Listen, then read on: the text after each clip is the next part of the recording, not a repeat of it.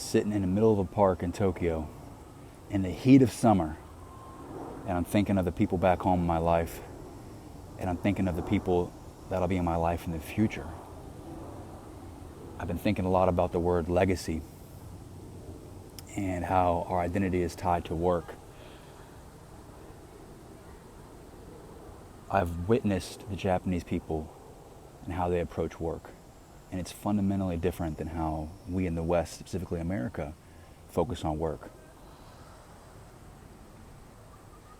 The main difference being here, there's a focus on craft and doing the best that you can to better yourself, knowing that you're not perfect now, but it's the journey to perfection or the journey to mastery that is exciting for the Japanese.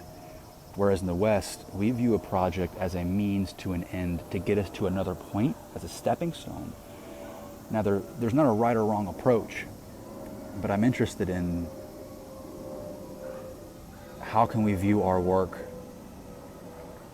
in a more of a long-term view, instead of it being a short-term goal that gets us to another step. How can we view this as a one step in many, knowing that the work is actually never done? Our goal is to not finish this project, whether it's a business, it's an art project, it's a song, it's a book, something you're writing, it's a skill you're learning.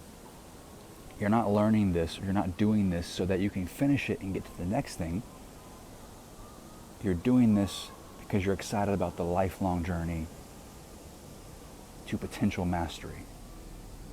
We've heard that it takes 10,000 hours to become a master at something.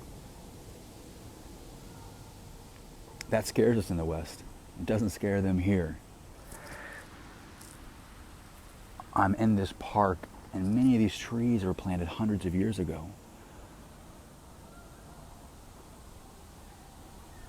And left here and cultivated, knowing that it'll bless somebody 100 years from now. There was a quote that I read recently. It's an old ancient Proverbs, and it's talking about essentially the wise man plants a tree today knowing that it's going to provide shade for somebody 100 years from now. We work today to bless somebody in the future. And if we all adopted that mindset, specifically in the West, that not only is our work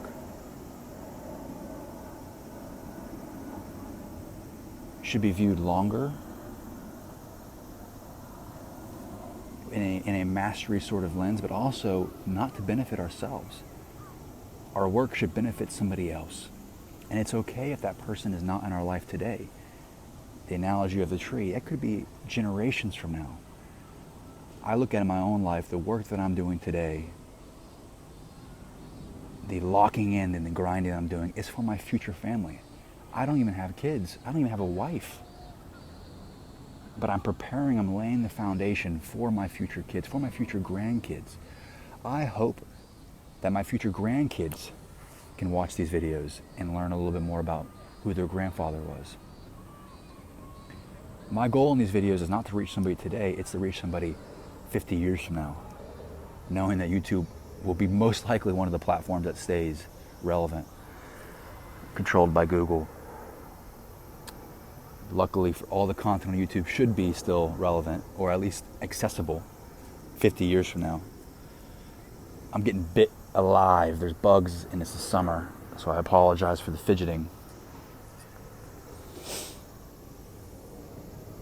But that's just the thought that I had today. It's been the thought on my mind. I've been here in Japan for now a month and a half, about 6 weeks, and I have maybe actually 7 weeks. I have 4 more weeks left. I'll be here for a total of 3 months, and I am myself building a new business out here. And I'm excited for the possibility, and I'm excited for the work that I'm doing. And I come here bringing my Western approach of work and work ethic to a culture that is completely different than mine. And while there is value in the West, speed is important, and perfection is not as important, which helps us get more things done, I would say. But if I can combine the Western with the Eastern, the American with the Japanese, the speed and the continuously getting things done, with the also the dedication to craft and mastery, as well as viewing something from as a future benefit versus an immediate benefit. How can I work with an intensity and with the American speed and the American intensity and the American work ethic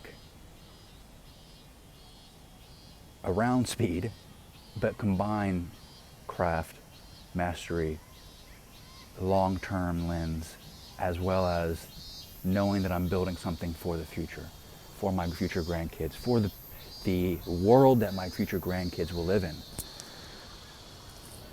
Today, it's technology is so easy to create. The beauty of AI is we can create anything now.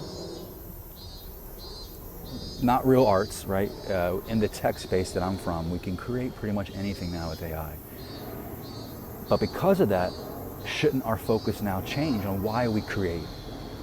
My prayer, my hope is that AI will allow us to pause and think, okay, since I can create anything now, what do I truly want to create? What does my spirit want me to create? What is the legacy that I want to leave? Who do I want to help? And maybe those people aren't even alive right now. Can I build something? Can I build a platform that benefits somebody 20 years from now? Knowing if we help somebody, we will be helped in return. We all need money. Unfortunately, money is the currency that drives the world. We have to have money to do things. You have to have money to eat, to provide for your family. But we know, and the greats and the wisest spiritual, philosophical people of our generation have all understood it. When you help somebody else, you are helped in return. You know, God says He will provide. He provides for the birds in the sky. He provides for the grass of the field. The flowers, He clothes the flowers. How much more will He provide for us? It's in Matthew. So we should create now. The ease of creating is so much easier. We should create now, not worrying about pleasing ourselves or providing for ourselves, because that's taken care of. We are being taken care of. We are being provided for. And it's a privileged mindset. It's a privileged belief to say that. I am in a privileged place to say that. But don't judge a book by its cover. We've all had challenges in our lives. We all are going through things. We all have to grow. Life is going to teach every single one of us different lessons. But I still trust in God and have a faith in the Creator to provide. So since I am being provided for, how can I provide for others? I'll leave you with this, my last thought. If you viewed the work, maybe your gifting, your calling, even the job you're doing right now, if you viewed it from a long-term lens, with the goal to get better each day, a little better each day, and also with the goal of not helping yourself but helping somebody else, how would that change your work? How would that change your life? How would that change how you approach what you do, whether it's an art project, a job, finishing school? I'm curious. I want to encourage you. View your projects more long-term with the goal of mastery instead of short-term completion, short-term gains, and focus on helping other people over yourself. Put others first. That's the golden rule. You know, do unto others as you would want them to do to you, and it's not selfish. It's a beautiful proverb. From Tokyo with love. Talk soon.